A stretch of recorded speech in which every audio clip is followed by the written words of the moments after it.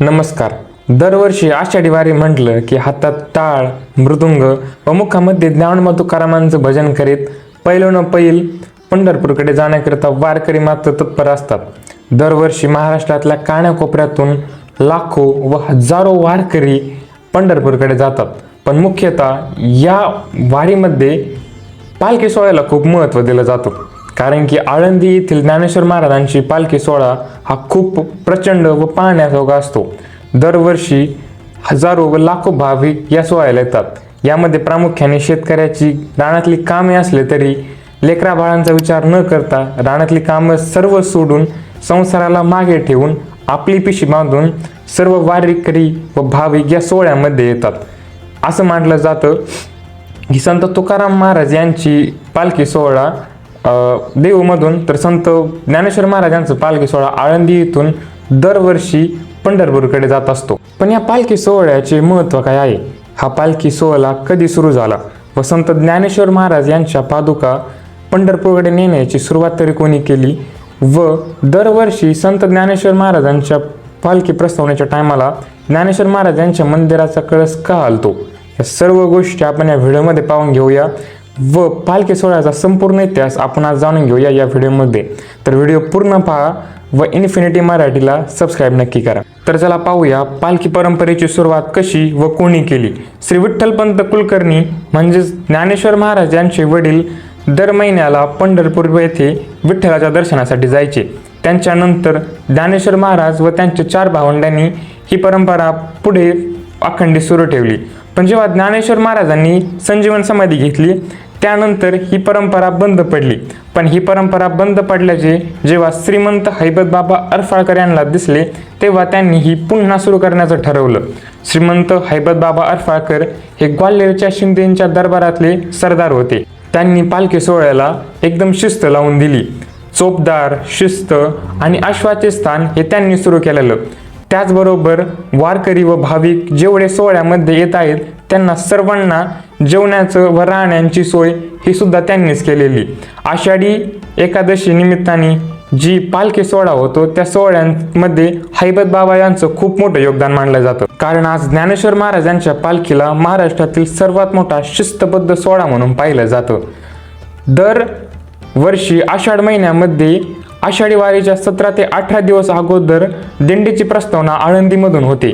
हा क्षण व हा सोहळा पाहण्याकरता व हा प्रस्तावना पाहण्याकरता महाराष्ट्रातील खूप मोठे वारकरी व भाविक हे आळंदीत येतात. फक्त महाराष्ट्रातूनच नव्हे तर असं म्हटलं जातं की काही विदेशामधून सुद्धा लोक हा सोहळा पाहण्याकरता येतात.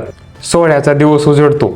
पहाटे संत ज्ञानेश्वर महाराज यांच्या समाधीचं दर्शन घेतलं जातं व त्यांच्या समाधीचं महापूजन व आरती केल्यानंतर दुपारी संत ज्ञानेश्वर महाराज यांच्या पादुका देऊळवाड्यातील सभा मंडपात आणल्या जातात. त्यानंतर संत नामदेव महाराजांच्या वंशजाकडून व काही मानकऱ्याकडून प्रस्तावनेचे अभंग गायले जातात. ज्ञानोबा तुकाराम नामाच्या जयघोषाने व हजारो टाळ व मृदुंगाने संपूर्ण आळंदी नगर हे दुमदुमून निघते. जवळपासच्या सर्व परिसरातून बहुसंख्येने दिंड्या ह्या आळंदी येथे पोहोचतात. वारकऱ्यांचा उत्साह हा खूप प्रचंड असतो व त्यामध्ये वारकऱ्यांचा पोशाख हा डोळ्याचे पारणे फेडणारा असतो. अंगामध्ये नेहरू, गळ्यामध्ये टाळ, कपाळाला लावलेला टिळा व ज्ञानोबा तुकाराम नावाचा गजर म्हणत सर्व वारकरी हे एक दिंडीमध्ये शिस्तबद्ध उभा राहतात व यामध्ये सर्वात महत्त्वाचा क्षण घडणारा व अचंबित मनाला करणारा क्षण म्हणजे संत ज्ञानेश्वर महाराज यांच्या मंदिराचा कळस हलतो. ज्ञानोबा तुकाराम नामाच्या जयघोषाने व हजारो टाळ मृदुंगाच्या आवाजाने संपूर्ण आळंदी नगर हे दुमदुमून निघतं. असं म्हटलं जातं की संत ज्ञानेश्वर महाराज यांची पालखी जेव्हा मंदिरामधून मुख्य गाभाऱ्यातून बाहेर येते तेव्हा मंदिराचा सुवर्ण कळस हा डावीकडून उजवीकडे व उजवीकडून डावीकडे फिरतो अशी वारकरी संप्रदायामध्ये ठाम श्रद्धा आहे. हा अप्रतिम असा क्षण पाहण्याकरिता हजारो लाखो भाविक मंदिराकडे एक दृष्टी करून पाहतात. असं म्हटलं जातं की जेव्हा हा कळस हलतो याचा अर्थ की माऊलींनी पंढरपूरकडे जाण्याकरता व दिंडीला प्रस्तावने करण्याकरता परवानगी दिलेली आहे. आळंदीवरून पालखी प्रस्तावना झाल्यानंतर आळंदीवरून आलेली वारी व देहूवरून आलेली वारी ही पुण्यामध्ये एकत्र येते. पुण्यामध्ये या पूर्ण सोहळ्याचं भव्य असं स्वागत केलं जातं. रस्त्यावरती फुलं टाकले जातात, रांगोळी काढली जाती व बहुसंख्येने लोक पालखीचं दर्शन घेण्याकरिता पुढे येतात. पालखी सोहळा हा महाराष्ट्रातील सर्वात शिस्तप्रिय सोहळा सुद्धा मानला जातो. त्यामागचं कारण पण असं आहे की पालखीमध्ये चालणारा प्रत्येक व्यक्ती, तो तरुण व्यक्ती असो, म्हातारा माणूस असो किंवा अगदी लहान माणूस असो, हा सर्व पालखी सोहळ्याच्या काळामध्ये सर्वांना एकामेकाला माऊली म्हणून हाक मारतात. या संपूर्ण सोहळ्यामध्ये कोणीही व्यक्ती कोणाला वाईट बोलत नाही, कोणाच्या भावना दुखवतील असं बोलत नाही. सर्वजण एकामेकाला मदत व माऊली म्हणत हा सोहळा चालू ठेवतात. या सोहळ्याची ठरलेली एक दिनचर्या असते. रोज सकाळी उठणे, काकडा होतो, नाश्ता झाल्यानंतर पुन्हा एकदा वारी सुरुवात होते. हात पाय सर्व थकलेले असतात. दिवसभराच्या प्रवासाने माणसाला चलाची अपेक्षा सुद्धा नसते. पण या सर्व व्यक्तींना किंवा सर्व भाविक वारकऱ्यांना फक्त एकच असते, ती म्हणजे पंढरपुरातील विठ्ठलाच्या दर्शनाची आस. या सोहळ्याच्या प्रवासामध्ये लोक बहुसंख्येने वारकरी आणि भाविकांसाठी अन्नदान व जीवनावश्यक वस्तूंचे वाटप सुद्धा करतात. त्यामध्ये चहा असो, पाणी असो, रेनकोट्स असो किंवा ज्यूस असो, अशा खूप काही विविध प्रकारच्या गोष्टी व अन्नदान लोक हे वारीमध्ये व या सोहळ्यामध्ये करीत असतात. आणि आता ही संपूर्ण वारी ही चलत आषाढी वारीच्या एक दिवस अगोदर वाखरी या गावामध्ये पोहोचते. पंढरपूरपासून अवघ्या काही किलोमीटरवर दूर असलेलं वाखरी हे गाव वारकरी संप्रदायासाठी खूप भावनेचं व श्रद्धेचं मानलं जातं. वाखरी या गावामध्ये आषाढी एकादशीच्या अगोदर एक दिवस अगोदर सर्व वारकरी या मळ्यामध्ये मुक्काम करतात.